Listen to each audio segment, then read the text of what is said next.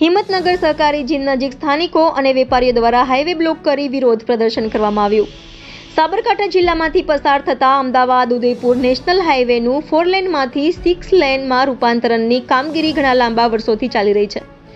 જોકે કેટલાક ભાગોનો રસ્તો તૈયાર થઈ ચૂક્યો છે તો કેટલોક આજે પણ બિસ્માર હોવાના કારણે વાહન ચાલકો પરેશાનીનો સામનો કરી રહ્યા છે।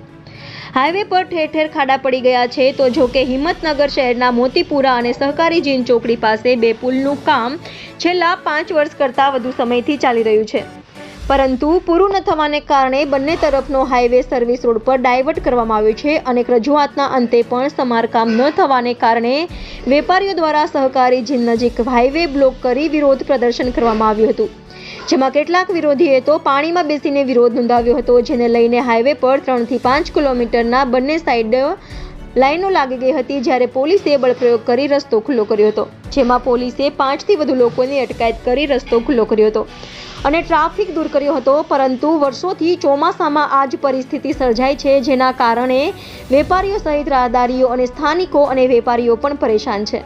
Reporter Jayantibhai Patel, India 24 news, Talod, Sabarkantha.